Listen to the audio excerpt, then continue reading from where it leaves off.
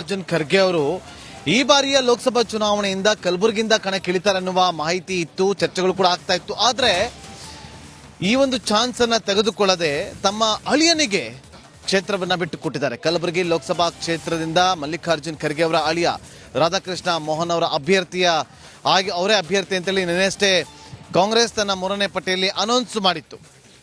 ಆ ಮೂಲಕ ಚುನಾವಣಾ ಕಣದಿಂದ ಮಲ್ಲಿಕಾರ್ಜುನ್ ಖರ್ಗೆ ಅವರು ದೂರ ಉಳಿದುಕೊಳ್ಳುವಂತಹ ಪ್ರಯತ್ನಕ್ಕೆ ಮುಂದಾಗಿದ್ದಾರೆ. 5 ದಶಕಗಳ ಕಾಲ ಕಲಬುರಗಿಯಲ್ಲಿ ಖರ್ಗೆ ಅವರ ರಾಜಕಾರಣ ನಡೆದಿತ್ತು. 5 ದಶಕಗಳ ಹಿಡಿತಕ್ಕೆ ಬ್ರೇಕ್ ಹಾಕಿ ಅಳಿಯನಿಗೆ ಟಿಕೆಟ್ ಕೊಡಿಸುವಲ್ಲಿ ಯಶಸ್ವಿಯಾಗಿದ್ದಾರೆ. ರಾಧಾಕೃಷ್ಣ ದೊಡ್ಡಮ್ಮನಿಗೆ ಕ್ಷೇತ್ರವನ್ನ ಬಿಟ್ಟುಕೊಟ್ಟಂತಹ ಮಲ್ಲಿಕಾರ್ಜುನ್ ಖರ್ಗೆ ಅವರು ನೋಡಿ, 1972ರಿಂದ ಕಲಬುರಗಿಯಲ್ಲಿ ಮಲ್ಲಿಕಾರ್ಜುನ್ ಖರ್ಗೆ ಅವರು ರಾಜಕೀಯವನ್ನ ಶುರು ಮಾಡಿದ್ರು. 9 ಬಾರಿ ಗುರುಮಿಟ್ಕಲ್ ಕ್ಷೇತ್ರದಿಂದ ಶಾಸಕರಾಗಿ ಆಯ್ಕೆಯಾಗಿದ್ರು.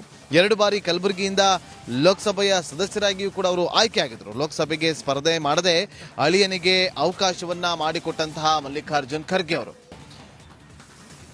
ಮತ್ತಷ್ಟು ಮಾಹಿತಿಯನ್ನು ಕೊಡೋದಕ್ಕೆ ನಮ್ಮ ಕಲಬುರಗಿ ಪ್ರತಿನಿಧಿ ಓಂ ಪ್ರಕಾಶ್ ಮುನ್ನೂರಿಗ ಲೈವ್ ನಲ್ಲಿ ಜಾಯ್ನ್ ಆಗಿದ್ದಾರೆ. ಓಂ ಪ್ರಕಾಶ್, ಏನ್ ಕಾರಣ ಮಲ್ಲಿಕಾರ್ಜುನ್ ಖರ್ಗೆ ಅವರು ಕಲಬುರಗಿಯಿಂದ ಸ್ಪರ್ಧೆ ಮಾಡ್ತಾರೆ, ಪ್ರಧಾನಿ ಅಭ್ಯರ್ಥಿ ಆಗ್ತಾರೆ, ಅಂತೆ ಕಂತೆಗಳು ಚರ್ಚೆಗಳು ನಡೀತಾ ಇತ್ತು. ಆದ್ರೆ ಈಗ ಅಳಿಯನಿಗೆ ಕ್ಷೇತ್ರವನ್ನ ಬಿಟ್ಟುಕೊಟ್ಟು ಅವಕಾಶವನ್ನ ಮಾಡಿಕೊಟ್ಟಿದ್ದಾರೆ, ಏನ್ ಕಾರಣ?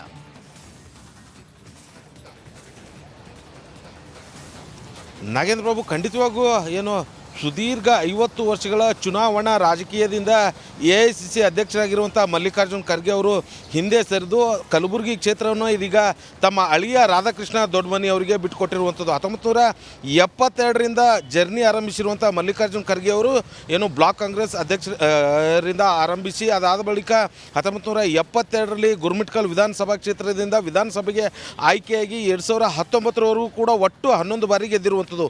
9 ಬಾರಿ ವಿಧಾನಸಭೆ ಮತ್ತು 2 ಬಾರಿ ಲೋಕಸಭಾ ಚುನಾವಣೆಗೆ ಏನು ಅವರು ಗೆದ್ದು ಸುದೀರ್ಘ 50 ವರ್ಷಗಳ ರಾಜಕೀಯ ಜೀವನ ಏನು ನಡೆಸಿದ್ರು. ಆದರೆ ಇದೀಗ ಈ 50 ವರ್ಷಗಳ ಚುನಾವಣಾ ರಾಜಕೀಯ ಜೀವನದಿಂದ ದೂರ ಸರಿದು ತಮ್ಮ ಅಳಿಯ ರಾಧಾಕೃಷ್ಣರಿಗೆ ಏನು ಕ್ಷೇತ್ರವನ್ನು ಬಿಟ್ಟುಕೊಟ್ಟಿರುವಂಥದ್ದು. ಮಲ್ಲಿಕಾರ್ಜುನ್ ಖರ್ಗೆ ಅವರು ಕ್ಷೇತ್ರ ಬಿಟ್ಟುಕೊಡೋದಕ್ಕೆ ಕಾರಣ ಏನು ಅನ್ನೋಂಥ ಸಾಕಷ್ಟು ಅಂಶಗಳು ಇದೀಗ ಸ್ವತಃ ಖರ್ಗೆಯ ಬೆಂಬಲಿಗರಲ್ಲೂ ಕೂಡ ಕಾಡ್ತಾ ಇರುವಂಥದ್ದು.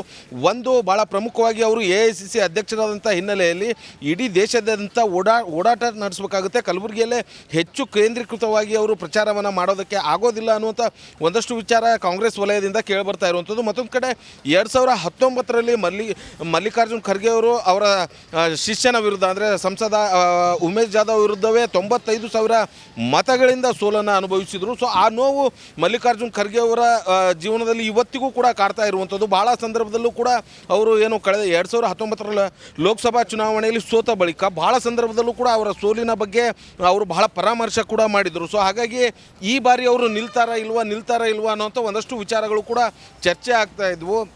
ಆದರೆ AICC ಅಧ್ಯಕ್ಷರ ಜೊತೆಗೆ ಪ್ರಧಾನಿ ಅಭ್ಯರ್ಥಿ ಅಂತೇಳಿ ಬಿಂಬಿತರಾಗಿರುವಂಥ ಏನು ಮಲ್ಲಿಕಾರ್ಜುನ್ ಖರ್ಗೆ ಅವರು ಈ ಬಾರಿ ಕೂಡ ಲೋಕಸಭಾ ಅಖಾಡಕ್ಕೆ ಇಳಿತಾರೆ ಅನ್ನುವಂಥ ಒಂದಷ್ಟು ವಿಚಾರಗಳು ಕೂಡ ಕೇಳಿ ಬರ್ತಾ ಇತ್ತು. ಆದರೆ ನಿನ್ನೆ ಏನು ಕಾಂಗ್ರೆಸ್ನ 2ನೇ ಪಟ್ಟಿ ಬಿಡುಗಡೆ ಆಗಿರುವಂಥದ್ದು, ಅದರಲ್ಲಿ ಕಲಬುರಗಿ ಲೋಕಸಭಾ ಕ್ಷೇತ್ರದಿಂದ ಅಖಾಡಕ್ಕೆ 3ನೇ ಬಾರಿ ಅಖಾಡಕ್ಕೆ ಇಳಿಬೇಕಾಗಿದ್ದಂಥ ಏನು ಮಲ್ಲಿಕಾರ್ಜುನ್ ಖರ್ಗೆ ಅವರು ಇದೀಗ ತಮ್ಮ ಅಳಿಯ ರಾಧಾಕೃಷ್ಣ ದೊಡ್ಡಮನಿ ಅವರಿಗೆ ಟಿಕೆಟನ್ನು ನೀಡಿ ಅವರು ಚುನಾವಣಾ ರಾಜಕೀಯದಿಂದ ದೂರ ಉಳಿದಿರುವಂಥದ್ದು. ನಾಗೇಂದ್ರ ಬಾಬು.